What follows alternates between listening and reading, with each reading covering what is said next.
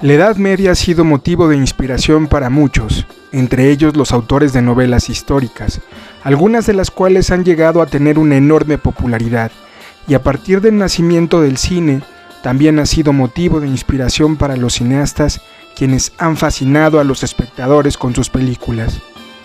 Plantear una etapa literaria de 10 siglos, situada en las antípodas del interés común, ya por la dificultad lingüística de los textos medievales, ya por lo anacrónico de sus temas, es complicado. Sin embargo, las influencias externas del discurso cinematográfico televisivo ofrecen una extraordinaria posibilidad para acercarnos al medievo. Si no, ¿cómo se explica el éxito literario de obras como Juego de Tronos, de George Martin, o Los Pilares de la Tierra, de Ken Follett? Obras literarias de más de 1000 páginas que cautivan a un público adolescente ávido de ficciones. Para ello existen diversos textos épicos de la Edad Media que pueden detonar este acrecentado interés por la temática fantástica, sobrenatural, épica y medieval. Hablemos pues de la épica, hablemos pues de los juglares, hablemos pues de la Edad Media. Uno de los géneros literarios más visibles de la Edad Media fue la épica. Los cronistas medievales prestaron un gran interés a los testimonios de la épica. En la mayoría de las áreas en las que ésta apareció, lo hizo con muchísima anterioridad a la literatura escrita.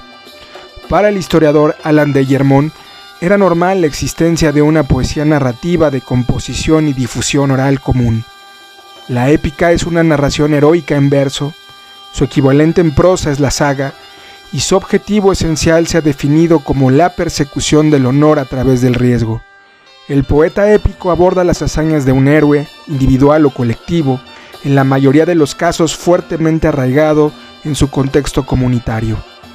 La épica no es historia sino literatura sobre una base histórica. La difusión y casi la existencia de esta épica primitiva está ligada íntimamente a la persona del juglar. La obra épica no se componía para ser difundida por escrito, sino por vía oral. El juglar es uno de esos términos de significación muy ancha, que ha sido entendido de muy varios modos, según las circunstancias y las épocas. Aún dentro del mismo siglo XIII, en las cortes designaba más especialmente una clase de personas, y entre el pueblo designaba otra. Un moralista podía hallar juglares condenables al lado de otros totalmente dignos, mientras que un legislador los cree siempre infames. Hacia el siglo VII aparece en Europa un personaje que divertía al pueblo y que recibía el nombre de joculator, el que juega, gracioso, bromista, chancero. Este toma los datos de la historia y de la tradición, pero su talento poético y creador le permite elegir un argumento, unos personajes y un diálogo según su propio gusto y el de su auditorio, versificando el relato y componiendo su historia.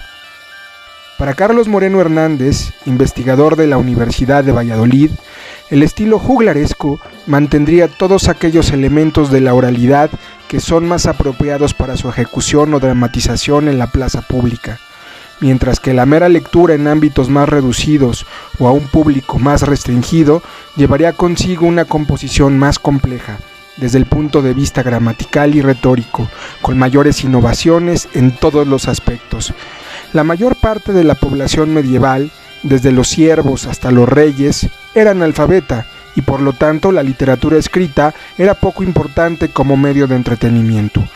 Las diversiones se buscaban en actividades más violentas que servían como preparación de la guerra, caza, torneos, o si el tiempo y las circunstancias no lo permitían, se prestaba atención a los juglares, especializados en las tareas más variopintas y diversas que utilizaban sus habilidades para proporcionar algún entretenimiento. Así lo sabía que eran prestidigitadores, otros jugaban con monos y osos amaestrados, otros movían títeres o esgrimían cuchillos y se tragaban sables, otros fingían locura y reían y lloraban a la vez. Otros hacían todo tipo de movimientos obscenos, se despojaban de las vestiduras e imitaban la voluptuosidad femenina. Por último, unos pocos, los menos, cantaban y tañían instrumentos o bien cantaban, recitaban de memoria poemas épicos. El juglar cumplía, pues, una doble función, informar y entretener. Esto es, el juglar ofrecía a la vez información y espectáculo.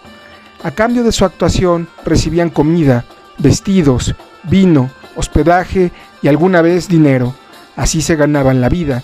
Casi todos, fuera cual fuese su actividad, gastaban las ganancias en apuestas, en vino, jugando a los dados o entretenidos con mujeres, no siempre de intachable comportamiento. El juglar no era un mendigo, ni siquiera era un hombre pobre en todos los casos. Muy lejos de eso hallaremos juglares de posición social aventajada. Otro punto de vista proviene de Fray Liciano Sáez, quien decía: lo que yo tengo por cierto es que la voz del juglar no solo corresponde a truán, a bufón, cantor de coplas por las calles y comediantes, sino que también comprende a los poetas, a los que cantaban en las iglesias y palacios de los reyes y de otros grandes señores, a los compositores de danzas, juegos y toda especie de diversiones y alegrías, a los organistas, tamborileros, trompeteros y demás tañedores de instrumentos, en una palabra, a todos los que causaban alegría. Tampoco debemos imaginarnos que la gente de la Edad Media esperase ansiosa la llegada del juglar porque viviera preocupada por la literatura.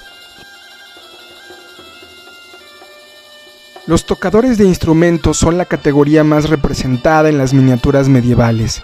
Sandra Pietrini, investigadora de la Universidad de Trento, nos recuerda que la consideración de la música durante la Edad Media es ambivalente.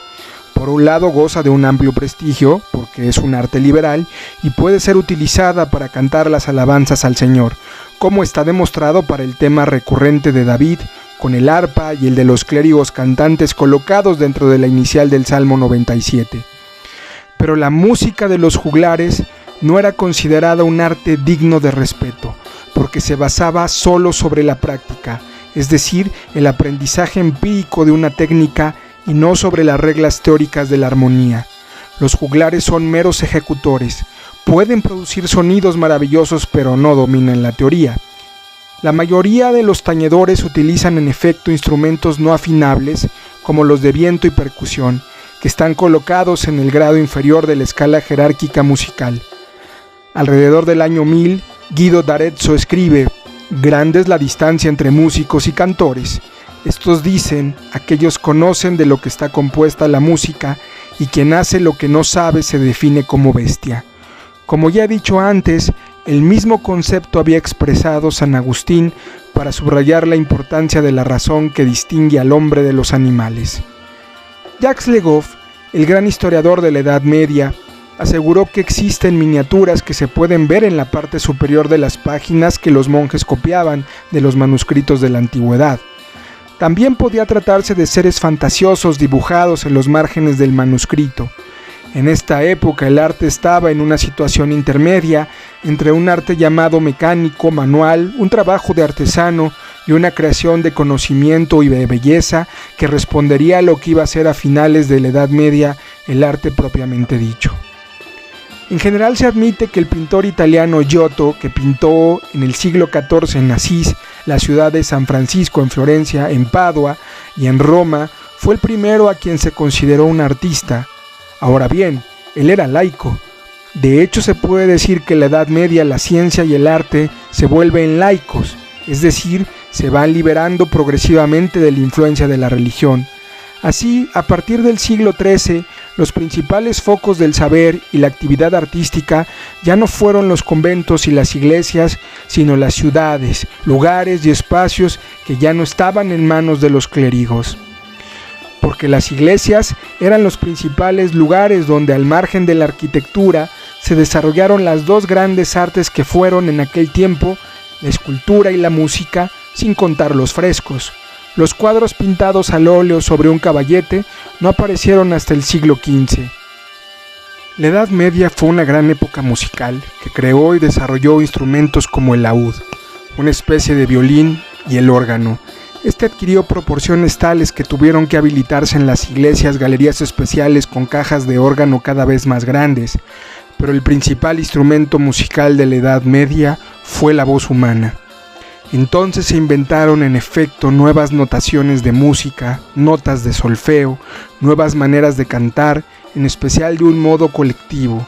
Es la polifonía, una palabra que viene del griego y significa varias voces. Añadiré que en el siglo XIV la música se modernizó bajo formas especiales a las que se les llamó el arte nuevo. La literatura era muy reputada en la Edad Media y entonces se gestó una creación literaria muy brillante. En los siglos XII y XIII se compusieron ciclos de historias y de leyendas, a menudo de forma anónima. No se conocía el nombre de los autores. Son los cantares de gesta, es decir, las canciones que relatan hazañas guerreras como las de Carlomagno en la canción de Roldán. Por otra parte, estaban las novelas corteses en las que el amor tenía una gran importancia y un gran autor originario de Champagne, Chrétien de Troyes, siglo XII. Antes hemos hablado también de las novelas que narraban la leyenda artúrica, pero todo el mundo está de acuerdo en que el mayor escritor y poeta de la Edad Media fue el italiano Dante, quien a comienzos del siglo XIV escribió una inmensa epopeya en verso llamada la Divina Comedia. En ella se cuenta el viaje del poeta italiano guiado por otro gran poeta, Virgilio, perteneciente a la antigüedad romana, por el más allá, infierno, purgatorio y paraíso, donde la amada difunta Beatriz tomará el relevo de Virgilio como guía. Como podemos ver, existe una Edad Media inventada que se ha ido consolidando en el imaginario colectivo, condicionada por la negatividad de su parte final, pero la Edad Media dista de ser un periodo oscuro, decadente y estéril, donde el arte, la literatura, la música, la pintura nunca florecieron. Al contrario, fueron 10 siglos muy fructíferos que aún nos siguen maravillando.